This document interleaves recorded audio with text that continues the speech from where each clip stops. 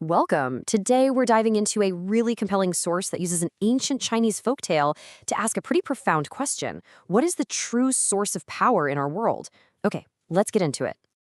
So get this. The source we're digging into today makes a really bold claim. It argues that the modern idea of national security has basically become a kind of savage god. It's not about protection. It's become this deity that demands human sacrifice, and on a massive scale. And look, the argument here is that this isn't some new, modern problem. This is an ancient one, just, with a new coat of paint. From ancient gods like Moloch, who demanded blood, to the modern idol of state security, the core demand for human sacrifice, it's exactly the same. You can see this pattern throughout history, right? This god shows up in different forms, from Phoenicia to Canaan to India. But here's the scary part the source points out.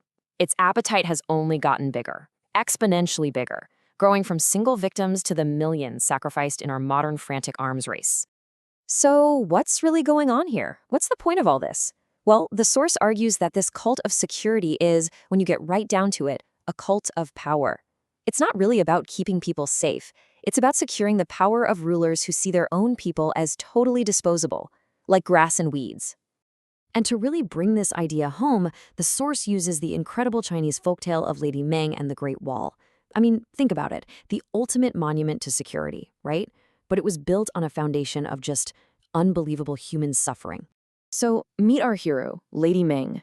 Her husband gets forced into labor to build the wall, and he dies. His body is literally just buried inside of it. So she's left to face this monstrous symbol of state power completely alone. She has no army, no weapons. All she has is her grief. So what does she do? Faced with this cold, arrogant monument to power, she does the only thing she can do. She goes all the way to the wall, sits down, and just weeps. And this right here is the heart of the story. Can something as seemingly fragile as human sorrow actually stand up against the brute force of an empire? And this is where the source makes a fascinating point.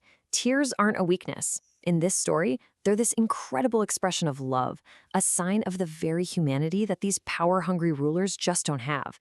It's like the language of the oppressed, a whole different kind of power. I mean, on the surface, this matchup is a joke, right?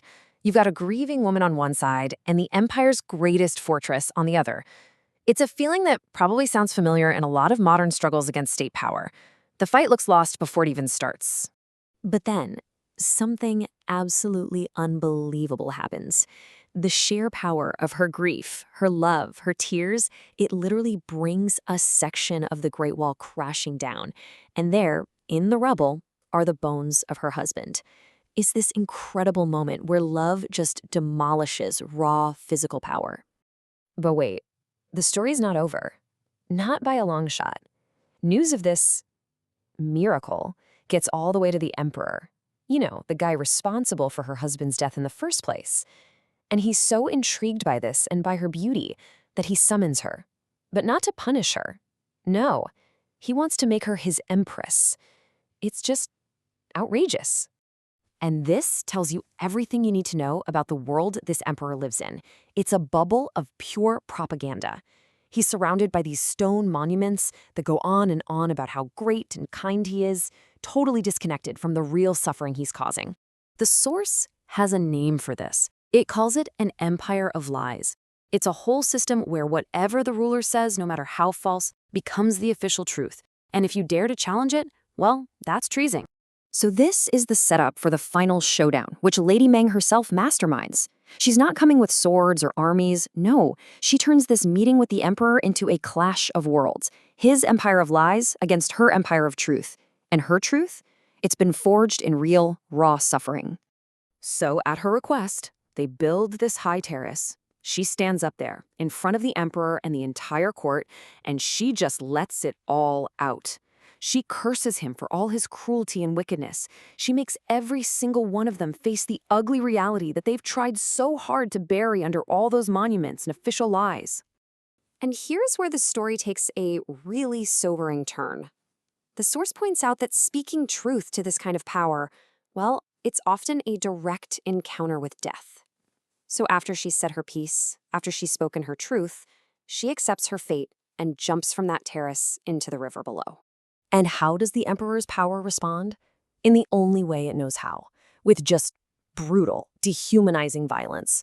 He orders his men to find her body, cut it into little pieces, and then grind her bones into powder. He's trying to literally erase her, to destroy every last trace of her and the truth she spoke. But this is where the story hits its theological peak. It's amazing.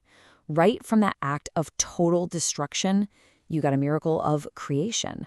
From the powder of her bones, life just explodes into the river in the form of thousands of tiny silver fish. And the source connects this powerful image directly to the idea of resurrection. The idea is that death isn't the end. It's actually what's needed for a new, multiplied life to begin. Her single voice of truth, it becomes a million tiny living witnesses. So what are we supposed to take away from this incredible story? Well, the source calls it a theology of the people, and it's built on a few core ideas. Like, real theology starts with the suffering of the oppressed. The power of love is actually stronger than political violence. And true history isn't made by emperors, but by the powerless who dare to challenge death itself. This whole story is the theology of the cross and resurrection, told in an Asian context. And those little silverfish, they are the people. The small, the ones who seem helpless, but who carry that spirit of truth and love forward. The argument is that they are the ones who really shape history, not the emperors sitting on their thrones. And that leaves us with the huge central question that this text poses for all of us. What truly makes history? Is it the power of rulers with their walls and their armies? Or is it the tears of the people? It really makes you think about where the true transformative power in our world really comes from.